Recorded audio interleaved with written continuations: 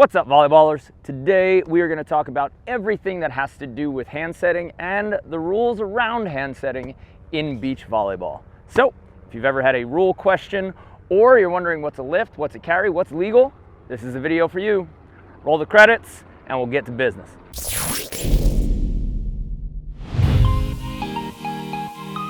What's up, everybody? My name's Mark, and if you're new to our channel, we are better at beach volleyball. We're here to post and teach you everything you need to know to become a better player and a better coach in beach volleyball.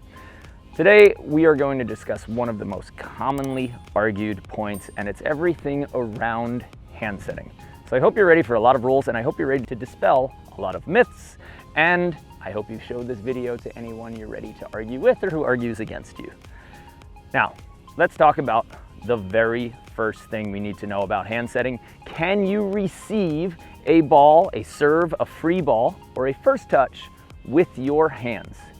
Absolutely yes, you can. However, it does need to be really clean. It's judged kind of harshly, although it shouldn't be, because it should be judged the same as a normal set. Now, if you want it to be clean, your hands, the ball has to come into your hands and go out of your hands at the same time. So it can't hit one and then the other, and it can't leave at different times. That's what we would call a double. Also, you can't hold the ball for a long time.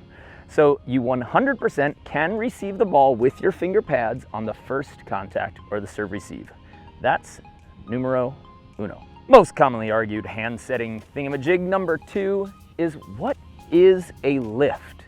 We get this question a lot in Volley Chat in our Facebook group. If you haven't joined our Facebook group, Volley Chat, go ahead and join it.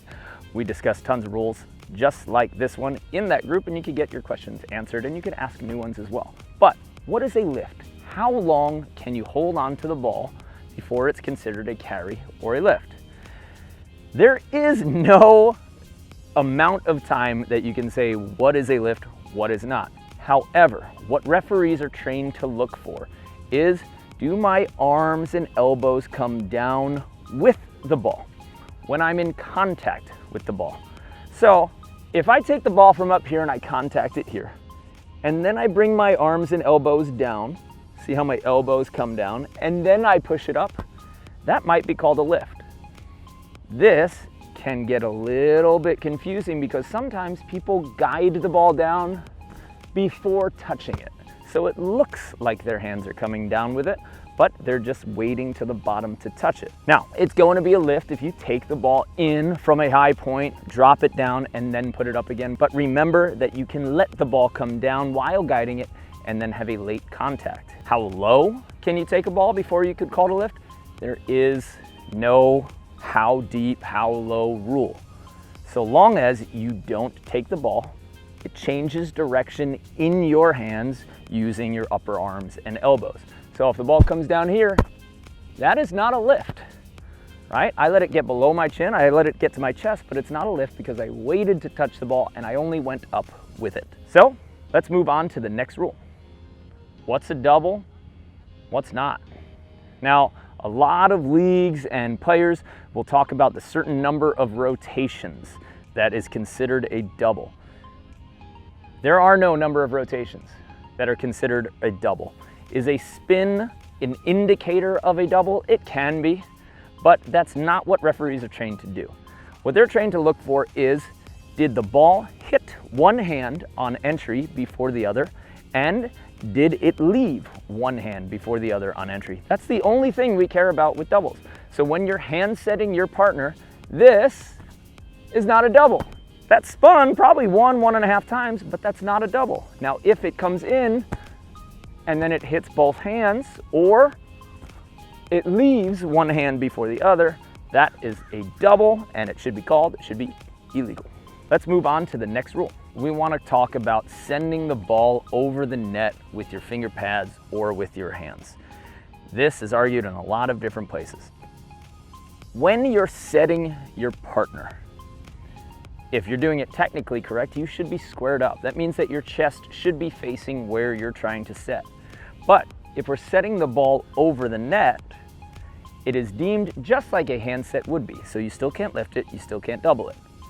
But if you're attacking the ball, meaning if you're intentionally sending the ball over the net using your finger pads, then you have to be facing where you're setting. So your shoulders have to be square to where you're setting. So if I'm attacking, if the net's over there by the camera and I'm attacking here, I need to be facing this way. I cannot turn and set this way. But there's a caveat to that rule, because this is one of the rules in beach volleyball where the referee has to deem intent. Because if I'm trying to set my partner, but I'm not square to where it goes, that's not an illegal set. I'm allowed to set sideways, I'm allowed to set backwards, but now it goes over the net and I'm not square. Was I trying to set my partner?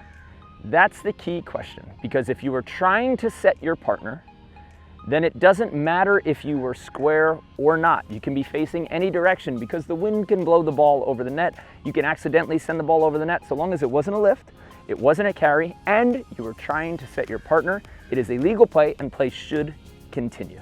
The last thing that we want to discuss is hard-driven defense. What's hard-driven? How hard does it have to be hit for me to take the ball with my hands and finger pads? Now, there are a few things that referees are trained to look at when this happens. Number one is the speed of the ball. Is it hard-driven? Is it coming down on a line, and does it have pace with it? The other thing you need to look for is reaction time. Did it seem like there was no other way to make the play or no time to make a decision to use a different skill? Because a jump serve is a hard-driven attack. That's a hard-driven ball. People can serve up to 75, almost 80 miles per hour. Should you be able to take that ball with your hands and double it? No, because you have too much time to react to the ball. So you have a chance to make a decision there.